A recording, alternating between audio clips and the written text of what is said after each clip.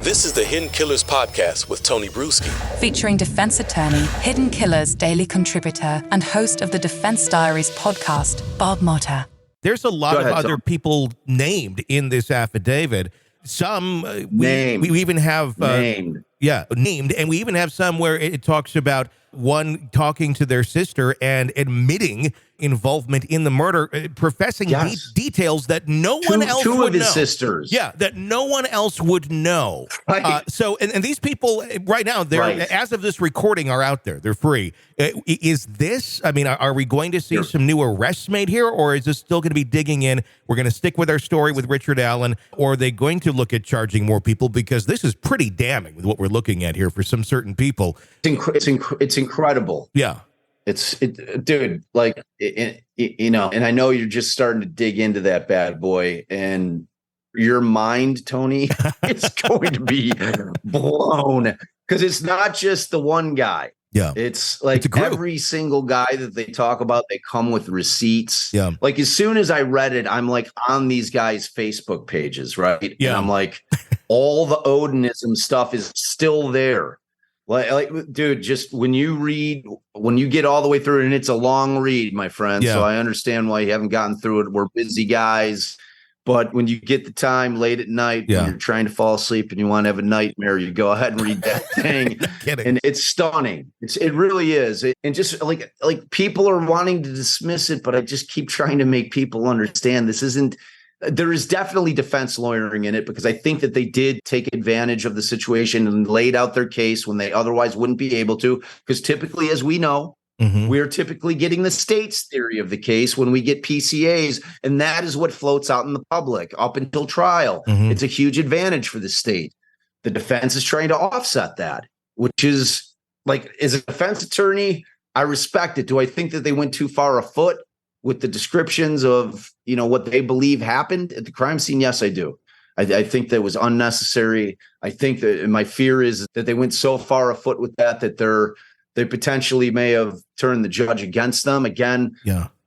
I would hope not. I hope that she's going to rule on the law, and I have every reason to believe that she will.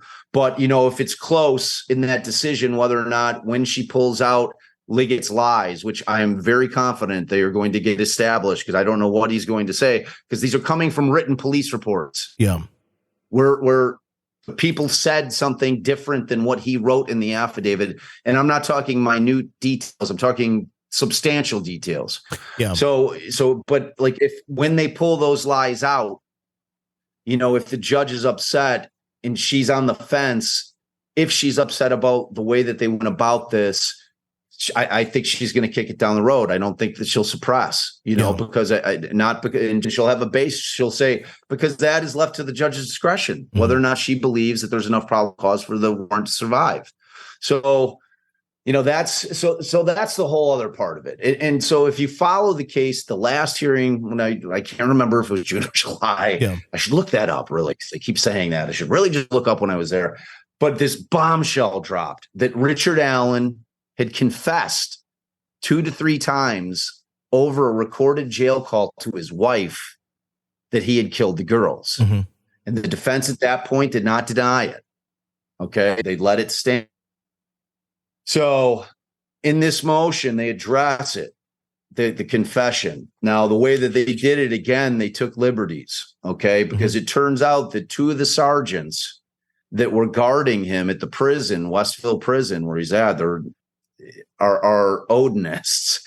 And again, they come with receipts. I went on to these guys' Facebook pages, and it's all Odinism. These guards were wearing patches that said on their government issued uniforms, mind you, saying "In Odin we trust," and then one had the 3 symbols of 3 triangles, which is an Odinistic symbolism. Okay. Yeah. So these guys are clearly Odinists. And what the defense is alleging is that every time they would come visit, that these 2 guys were there, that when they were coming for their attorney-client visits to prep for trial, when we're supposed to have, you know, a quiet, secure area to prepare our client, because they have no right to listen to attorney-client privilege conversations. Yeah. So what they were doing is they had a handheld camcorder. They placed him in a room. They turned his chair Richard Allen's chair to face the window that they were behind. And they're alleging so that they could film his lips to see if he was saying anything. So this is where they go and they speculate, but they put it in there as a quote. So it's very, like when you at first blush, you're like, oh my God. But then you have to read the footnote number 15 where it says, we need to be clear.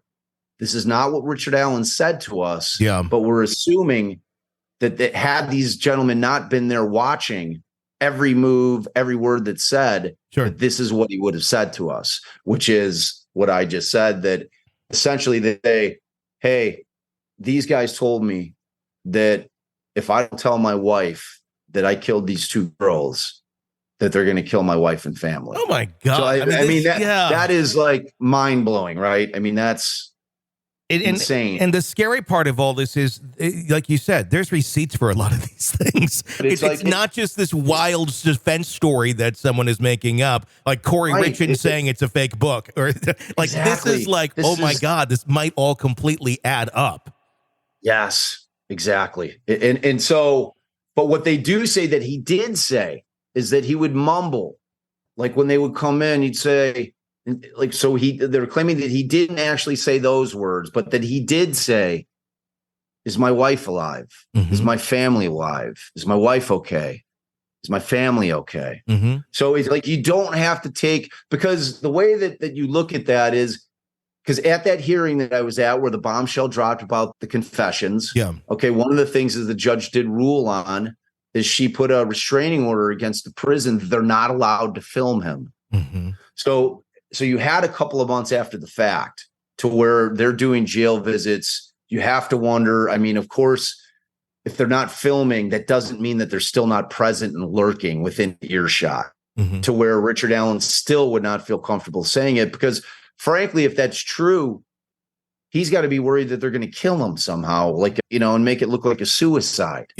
I mean, like people want to act like this kind of thing doesn't happen in prisons, but I've got news for you. It does. Well, yes. And what they also, and this all plays in together, the big question that's been for a long time, why the hell is he in prison? He's innocent till proven guilty. He's in a prison, not a jail.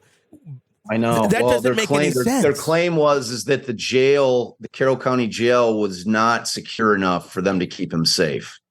Their story is that they're concerned that the public or another inmate, somebody would kill him prior to trial if he were kept in the Carroll County jail. I mean, that's a good excuse in certain ways. I mean, that does make some sense, but to put him there now with inmates who may also be odinous, and certainly we do have information on several of the guards being part of that. It really opens up your eyes to the wider part of this case. The other question I would have on this is if this is, we're just talking about the Richard Allen accusations and he being looked at for this murder, but we see this other evidence over here. How common is ritualistic killings in this area with odinists? And it makes me wonder, are there other cold cases that are sitting there right now of missing people or children that, if this does in fact play out to be legit, is this a regular practice?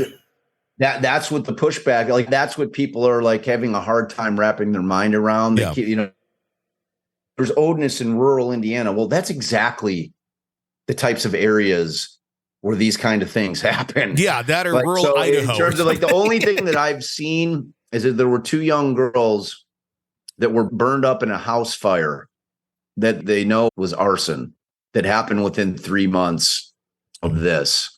And what they're saying with the odinist thing is that they've co-opted the ism, but it's really that they're white supremacists. Okay. Like, you'll see it in there. Like, that's that first sentence that you read. In the actual memo. So that's what they've said, that they're using the guide of Odinism. They're doing the rituals, but that really they're white supremacists. And what they're saying, and it gets crazier, Tony, because there's an actual link. So when you get to it, and I waffle between using their names because they name all these guys. And obviously these guys are like, they were guys that were clearly investigated. There's, but so like for our purposes, let's just not name them. I'm going to use the initials BH. Yeah. Okay. And so BH's son was, and they use quotes, was dating Abby. Yes. So there's a direct link from these guys to Abby. Mm-hmm. You know what I mean? It's like all the pieces are there for it to fit. And the story is, in terms of motive, what the defense is alleging is that one of the two girls' mothers was dating outside of their race. Okay. So it's a lot, man. We've already gone on for half an hour. Like next week, we'll hammer away at this thing because you'll have a million questions for me. I guarantee it. Yeah. I'm already shocked. It's something else, man. It's something else. You're consuming the Hidden Killers podcast. Want more? Start binging on all of our true crime podcasts right now through Apple Podcasts and get an ad-free experience when you sign up to be a True Crime Today Premium Plus member exclusively on Apple Podcasts. More of the Hidden Killers podcast dropping soon. Press subscribe now.